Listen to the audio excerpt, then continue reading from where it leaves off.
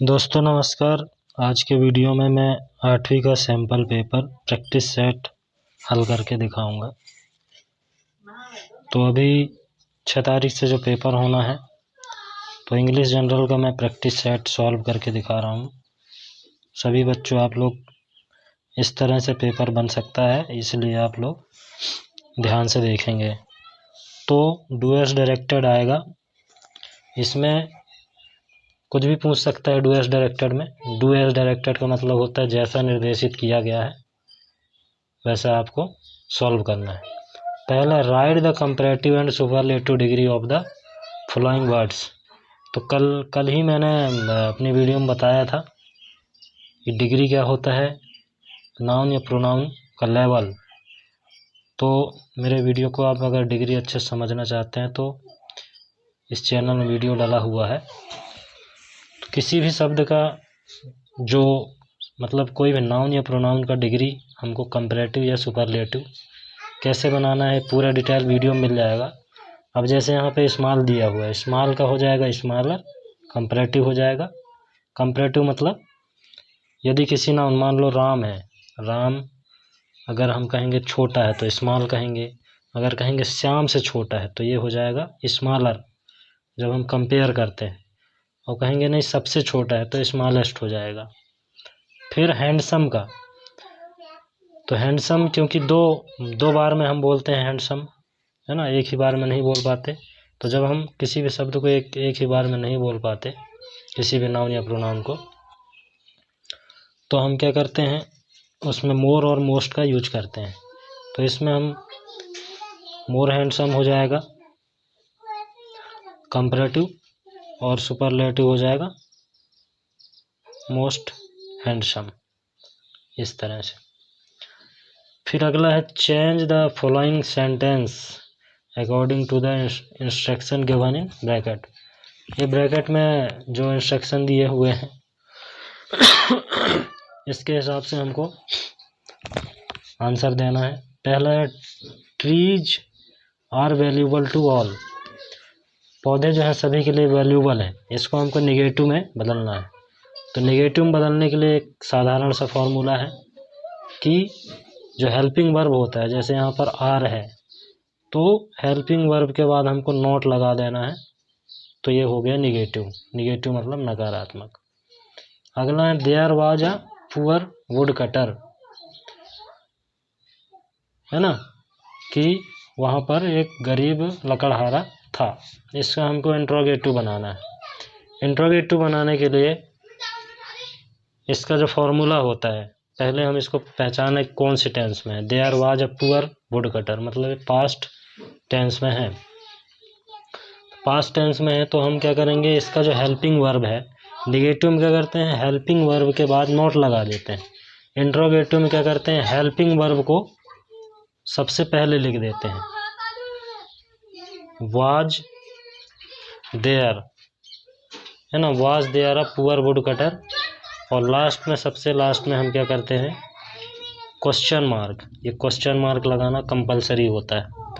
तो ये हो गया प्रश्नवाचक sentence. Was there a poor wood cutter, क्या वहाँ पर एक गरीब लकड़हारा था। तो ये हो गया इंट्रोगेटिव। इंट्रोगेटिव बनाने के लिए हेल्पिंग वर्ब को सबसे पहले लिख देते हैं, निगेटिव बनाने के लिए हेल्पिंग वर्ब के बाद नॉट लगा देते हैं। अगला है choose the correct form of the verb given in bracket. ये जो ब्रैकेट में कोष्ठक के अंदर जो वर्ब दिया हुआ है, इसमें जो खाली स्थान है, ब्लैंक है, इसमें सही कौन सा रहेगा। आई डोंट, है ना, ब्लैंक्स ग्रैब्स, खाली स्थान ग्रैब्स मतलब मैं पसंद नहीं करता। तो इसमें लाइक आएगा कि लाइक्ड आएगा। तो ये डू का यूज किया गया, डू नॉट मतलब प्रेजेंट सिंपल टेंस है। तो प्रेजेंट सिंपल टेंस में आपको पता है वर्ब का फर्स्ट फॉर्म का यूज होता है। तो यहाँ पर क्या लगाएंगे, लाइक लगा देंगे, लाइक, है ना। आई डोंट लाइक ग्रेप्स, मुझे अंगूर पसंद नहीं है। इसके बाद यहाँ पर है सी हर वर्क यस्टरडे, उसने अपना काम किया कल, है ना। वह अपना वो मतलब ये फीमेल के लिए है, तो इसमें अपने को क्या करेंगे, यस्टरडे का यूज हुआ है, मतलब ये बीता हुआ कल, मतलब ये पास्ट सिंपल टेंस है। तो पास्ट सिंपल टेंस में क्या यूज होता है, वर्ब का सेकेंड फॉर्म। तो डू का सेकेंड फॉर्म क्या हो जाएगा, डिड, है ना। सी डिड हर वर्क यस्टरडे, उसने कल अपना काम किया, ये हो गया आपका। तो यहाँ पे डिड का यूज हो जाएगा, ये डिड का, यहाँ लाइक का। अगला है fill in the blanks with appropriate modals. अब यहाँ पर हमको मॉडल्स का यूज करना है एफ नंबर में। Combine the sentence below using an appropriate conjunction. अब यहाँ पे कंजक्शन का यूज करना है। पहला है सी इज स्लो, है ना, सी इज स्लो।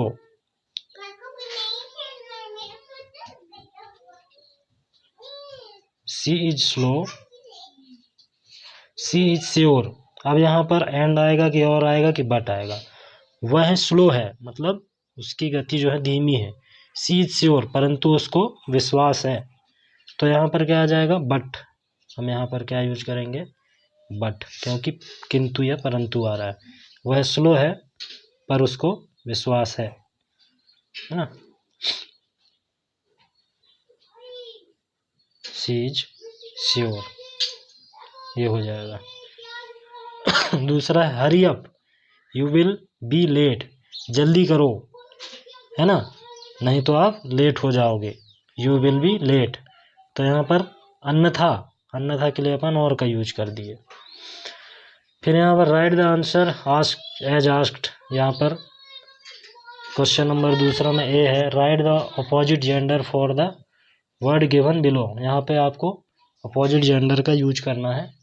किंग का क्या आ जाएगा, अपोजिट जेंडर क्वीन आ जाएगा। ऑक्स मतलब बैल, तो बैल का आ जाएगा काऊ। मैन, मैन मतलब पुरुष, तो इसका अपोजिट जेंडर आ जाएगा वुमेन। MEN नहीं आएगा, MAN, क्योंकि MEN मतलब बहुत सारे औरत, है ना, क्योंकि सिंगल मैन है मैन। MAN मैन मतलब सिंगल पुरुष, और MEN मैन मतलब एक से ज़्यादा, तो यहाँ पे वोमेन हो जाएगा। हैन मीन्स मुर्गी, तो मुर्गी का हो जाएगा कॉक, कॉक मतलब मुर्गा। बी में है right rhyming words for the following words. Rhyming word क्या होता है, जिसका उच्चारण उसी जैसा आए। तो जैसे यहाँ पे होल्ड दिया है,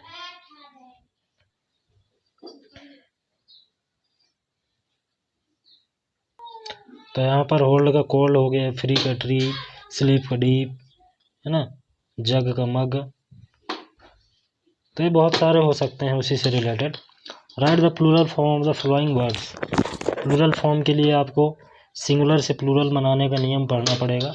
जब किसी भी नाउन में लास्ट में ओ हो और ओ के पहले अगर व्यंजन हो, तो अपन प्लूरल बनाने के लिए ES जोड़ देते हैं। तो मैंगो का मैंगोज हो जाएगा, चेयर का चेयर्स। टूथ का आपको ध्यान रखना है, अगर सिंगल दांत है टूथ बोलेंगे, दो एक से ज़्यादा है तो टीथ बोलेंगे। और लेडी, तो जब किसी नाउन के लास्ट में वाई हो, वाई के पहले व्यंजन हो, तो वाई को हटाकर IES लगाने के बाद वह प्लूरल हो जाता है। तो ये सिंगुलर से प्लूरल बनाने का नियम आपको पूरा देखना पड़ेगा। अगला है डी में है right one word for the following. ये एक शब्द में उत्तर देना। वन हु कट्स वुड, तो इसका मतलब हुआ वह जो लकड़ी काटता है उसको वुड कटर बोलेंगे।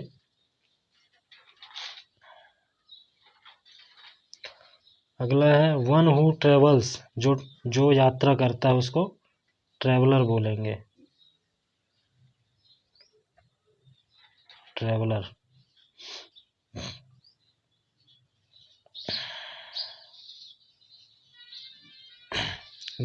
थर्ड है वन हु मेक्स ज्वेलरी, जो आभूषण बनाता है उसको क्या कहेंगे, ज्वेलर कहेंगे।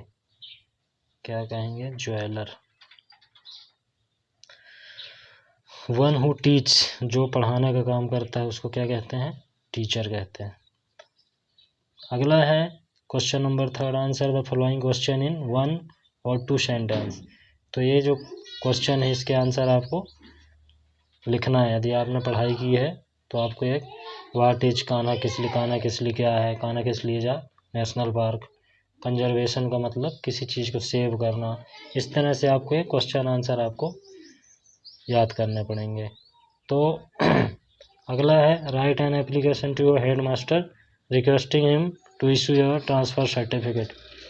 तो ट्रांसफ़र सर्टिफिकेट के लिए आपको हेड मास्टर को आवेदन पत्र लिखना है, एप्लीकेशन लिखना है, और अपने दोस्त को आपके भाई के मैरिज पार्टी में इनवाइट करने के लिए लेटर लिखना है। तो अगला है ग्रामर के हिस्से में।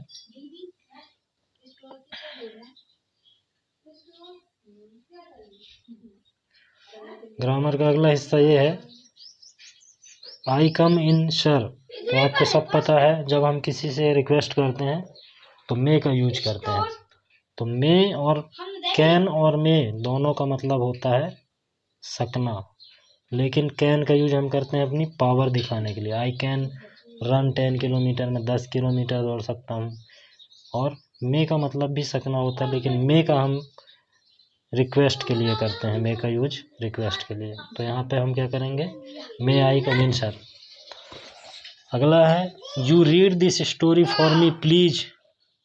अब यहाँ पे कुड या मे का यूज होगा। अब देखो यहाँ भी रिक्वेस्ट किया जा रहा है, लेकिन यहाँ हम किसी से आग्रह कर रहे हैं, किसी से आग्रह कर रहे हैं। किसी से अनुमति लेना और आग्रह करने में अंतर होता है। अनुमति मतलब खुद के लिए, आग्रह मतलब उनसे हम काम करवाना चाह रहे हैं। तो यहाँ पे कुड का यूज करेंगे जब हम ज़्यादा नम्र होकर किसी से प्रार्थना करते हैं, could you help me please, है ना। तो ये हम कुड का यूज करेंगे। अगला है rearrange the following words to make meaningful sentence. तो इस तरह से दिए रहेंगे सेंटेंस जो है आगे पीछे, इसमें से सब्जेक्ट वर्ब ऑब्जेक्ट वगैरह सब आगे पीछे रहेगा। अपने को कंप्लीट सेंटेंस इसका बनाना है। तो इसका क्या रहेगा, डैम्स, इसका क्या हो जाएगा,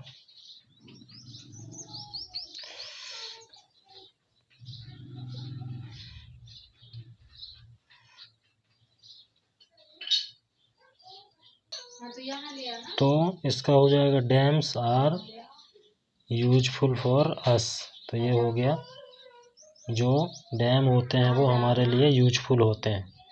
फिर इसका हो जाएगा आई कैन स्पीक इंग्लिश। ये हो गया इसका कंप्लीट सेंटेंस।